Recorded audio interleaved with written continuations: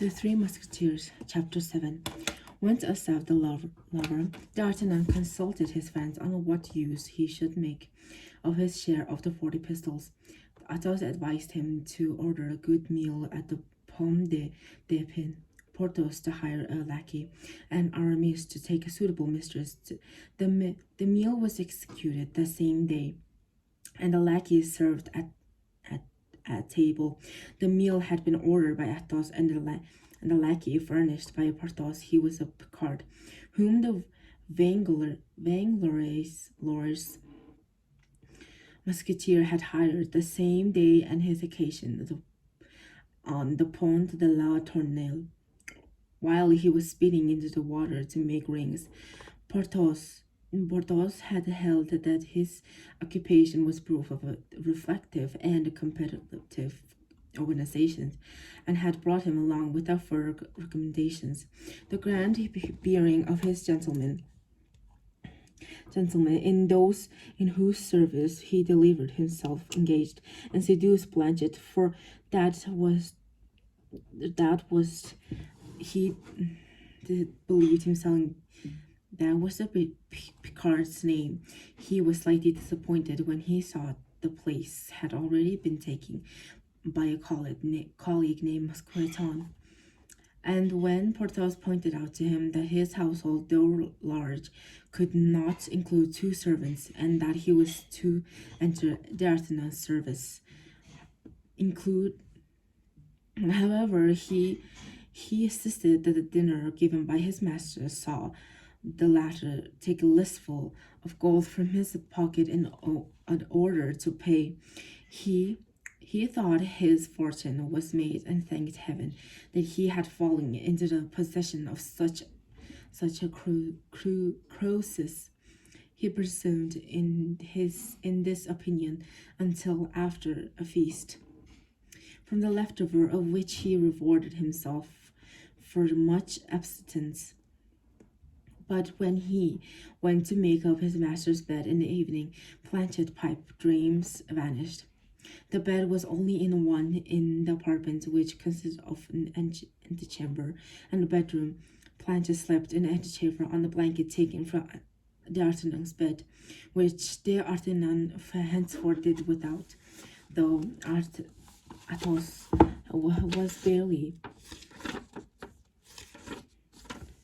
was barely 30 years old and is extremely handsome. A body and mind no one knew him to have a mistress.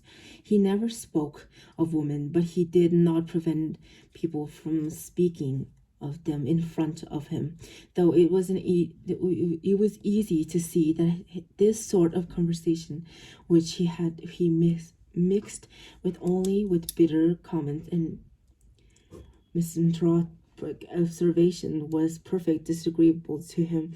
His reserve, his unsociability, and his silence made him almost a cold man.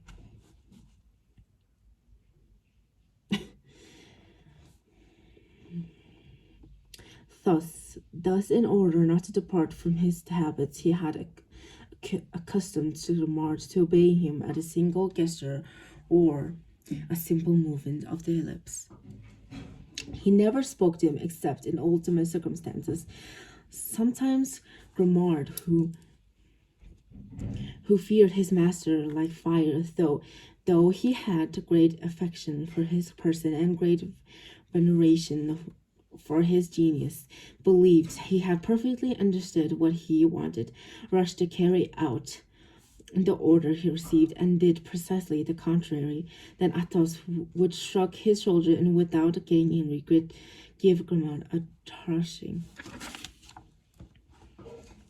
As for Aramis, whose character we believe we have sufficiently introduced, a character moreover which, like that of his companions, we will be able to follow in its development, his lackey was named Bazin, thanks to his master's hope of one day entering into orders. He always went dressed in black as a churchman servants should do. He came from Barry, was 35 or 30 or 40 years old, gentle, peaceable, plump, occupied with reading his works in the moments of leisure his master left him, and in a pitch could prepare a dinner for two. A few dishes with excellence, deaf, dumb, and blind to boot, and the staunchest loyalty, and that we know both the masters and the valets at least superficially let us go on the dwelling they occupied. Porthos lived in an apartment of the vast size and scrumptious appearance. Porthos lived in an apartment of vast size and a sumptuous appearance on the Rue du Vix Colombier. Each time he passed with some friends in front of his window, at one of which Mousqueton always stood in full livery, Porthos would reach his hand and say, "There's my abode," and he was never found at home. He never invited anyone to come up, and no one had any idea what this sumptuous appearance and enclosed by way of real riches. As for Aramis, he lived in a small quarters consisting of a boudoir, a dining room, and a bedroom, which bedroom, located on the ground floor, like the rest of the apartment, gave onto a small garden, cool, green, shady, and impenetrable to neighboring eyes.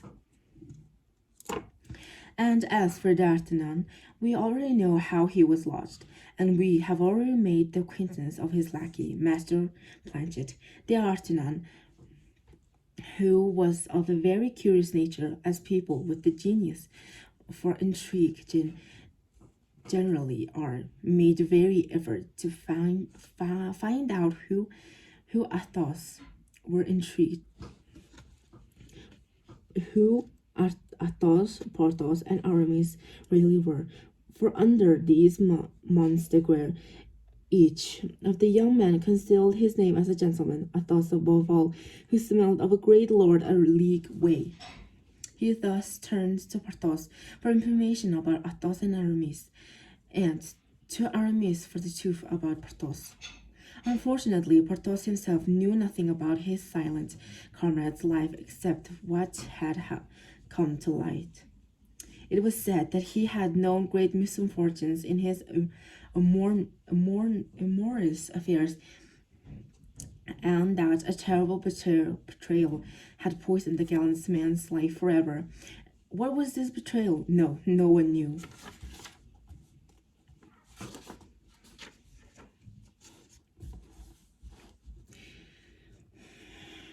And Aramis affectionately held out his hand to his friend and took leave of him. D'Artagnan, for all the pains he took, could not find out nothing more about his three new friends. He chose, therefore, to believe for the present all that he had been told about their past, hoping for more certain and extensive revelations in the future. Meanwhile, he consisted of Athos and Achilles, Porthos and Ajax, and Aramis and Joseph. Besides the life of our four young men was merry.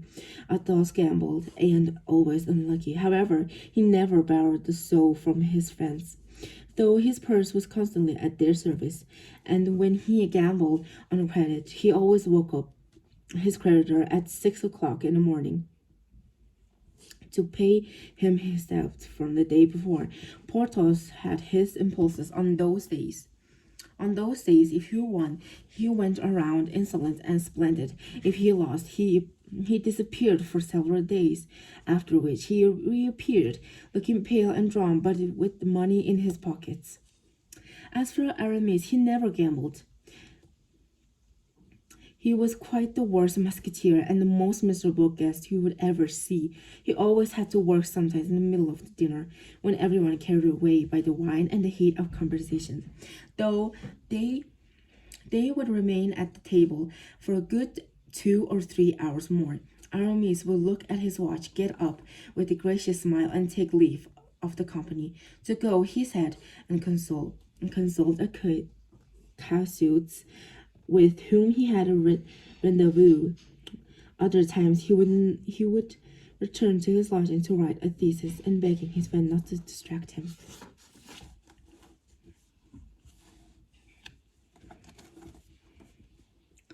The lives of our four young men become common one. D'Artagnan, who had no habits since he had come from his province, and falling in the midst of a war that was entirely new to him, soon took up the habits of his friends. They took up towards 8 o'clock in the winter, towards 6 o'clock in the summer, and went to take their duties and air of the events of M. de Treville's.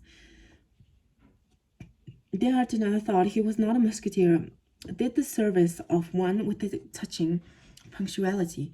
He was always on guard duty, because he always kept company with the one of his three friends who mounted guard himself.